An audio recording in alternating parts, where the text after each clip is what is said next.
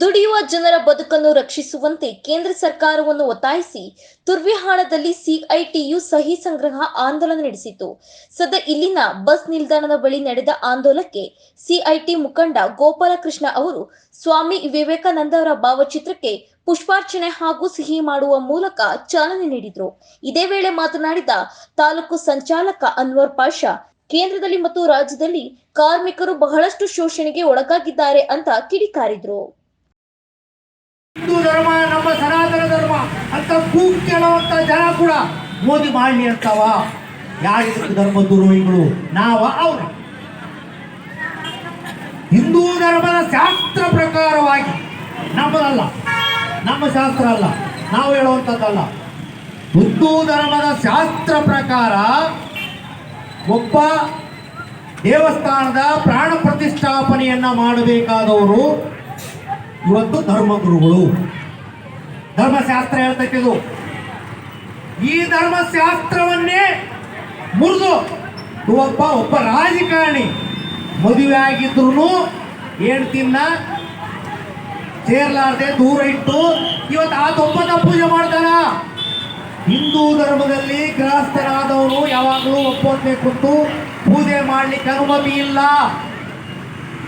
ಮದುವೆ ಆಗಿದ್ದರೆ ಗಂಡ ಹೆಂಡತಿ ಕುಂತೆ ಪೂಜೆ ಮಾಡಬೇಕು, ಒಪ್ಪತ್ತು ಪೂಜೆ ಮಾಡಂಗಿಲ್ಲ.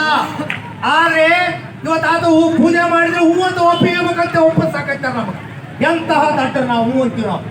ವಿಚಾರ ಮಾಡ್ರಿ, ಯಾರು ಧರ್ಮದ್ರೋಹಿಗಳು, ಯಾರು ದೇಶದ್ರೋಹಿಗಳು?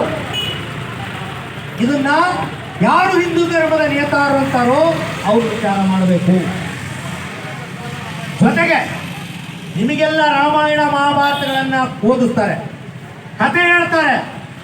ಕತೆ ಹೇಳುವಾಗ ರಾಮ ಪೂಜೆ ಮಾಡುವಂತ ಸಂದರ್ಭದಲ್ಲಿ ಸೀತೆಯನ್ನ ಅಡವಿಗೆ ಕಳಿಸಿರ್ತಾರೆ. ಪೂಜೆ ಮಾಡಬೇಕಾದಂತ ಸಂದರ್ಭ ಬಂದಾಗ ಅವತ್ತಿನ ಧರ್ಮಗುರುಗಳು ಹೇಳ್ತಾರೆ, ಒಪ್ಪಂದ ಕುಂತು ಪೂಜೆ ಮಾಡಕ್ಕೆ ಸಾಧ್ಯ ಇಲ್ಲ ನೀನು ಅಂತೇಳಿ. ಆದ್ರೆ ಧರ್ಮಶಾಸ್ತ್ರದಲ್ಲಿ ಎಲ್ಲವಕ್ಕೂ ಕೆಲವು ಅವಕಾಶಗಳಿರ್ತವೆ. ಏನು ಅವಕಾಶ ಮಾಡಿಕೊಟ್ರು? ಅವತ್ತು ಸೀತಾಮಾತೆಯ ಒಂದು ಮೂರ್ತಿಯನ್ನ ರಾಮನ ಪಕ್ಕದಲ್ಲಿ ಕೂಡಿಸಿ ಪೂಜೆ ಮಾಡಿಸ್ತಾರೆ ಅವತ್ತು. ಹೌದಾ? ಸೀತಾ ಕಲ್ಯಾಣವ, ಸೀತಾರಾಮ ಅಂದ್ರೆ ಹೆಂಡತಿ ಪಕ್ಕದಲ್ಲಿ ಇರಬೇಕು ಗೃಹಸ್ಥನಾದವರಿಗೆ, ಮದುವೆ ಆದವರಿಗೆ ಅನ್ನೋ ಮಾತನ್ನ ಇವತ್ತು ಸೀತೆಯನ್ನ ರಾಮನನ್ನ ಕೊಂಡಾಡುವ ಈ ಜನ ಇವತ್ತು ಒಬ್ಬ ರಾಜಕಾರಣಿ ಪ್ರಾಣ ಪ್ರತಿಷ್ಠಾಪನೆಯನ್ನ ಮಾಡ್ತಾನಂತೆ. ಇದಕ್ಕೆ ನಾವು ವಿರೋಧ ಮಾಡ್ತಾ ಇಲ್ಲ. ಇವತ್ತು ಇಡೀ 4 ಧರ್ಮಗುರುಗಳು, ಭಾರತ ದೇಶದ 4 ಧರ್ಮಗುರುಗಳು ಏನದಾರ, ಶಂಕರಾಚಾರ್ಯ ಮಠದವರು, ಅವರು ವಿರೋಧ ಮಾಡ್ತಾರೆ. ನಾವು ಧರ್ಮಶಾಸ್ತ್ರ ಒಪ್ಪದೇ ಇರುವ ಕಾರ್ಯಕ್ರಮಕ್ಕೆ ನಾವು ಹೋಗಲ್ಲ ಅಂತ ಹೇಳಿದ್ದಾರೆ. ಈ ಎಲ್ಲ ವಿಚಾರಗಳನ್ನೇ ನೀವು ಅರ್ಥ ಮಾಡ್ಕೋಬೇಕು. ನಾವೆಲ್ಲ ವಿಚಾರ ಮಾಡುವಾಗ ಯಾಕೆ ಅವಸರ ಮಾಡ್ತಾನ ಮೋದಿ? ಯಾಕೆ ಅವಸರ ಮಾಡ್ತಾನಂದ್ರೆ ಮೇದಲ್ಲಿ MP ಚುನಾವಣೆ ಬರ್ತದ.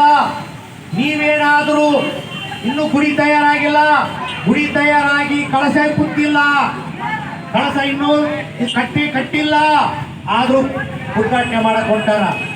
ಕಳಶ ಧ್ವಜ ಉಲ್ಲಾರದ ಉದ್ಘಾಟನೆ ಮಾಡುವ ಈ ನೇತಾರಿಗೆ ಗೊತ್ತೈತಿ ಏನು ಮುಂದೆ ಮಾಡಿದ್ರೆ, ಎಲೆಕ್ಷನ್ ಮುಗಿದ ಮೇಲೆ ಮಾಡಿದ್ರೆ ನಮಗೆ ಅನುಕೂಲ ಆಗಲ್ಲ. ಇದು ರಾಮನನ್ನ ಎಲೆಕ್ಷನ್ ಬಾಯ್ ಆಗಿ ಮಾಡ್ಕೊಳ್ಳಿಕ್ಕೆ ಇವತ್ತು ಎಲ್ಲ ರೀತಿಯ ತಂತ್ರವನ್ನ ಮೋದಿ ಮಾಡ್ತಾ ಇದ್ದಾರೆ. ಇದನ್ನ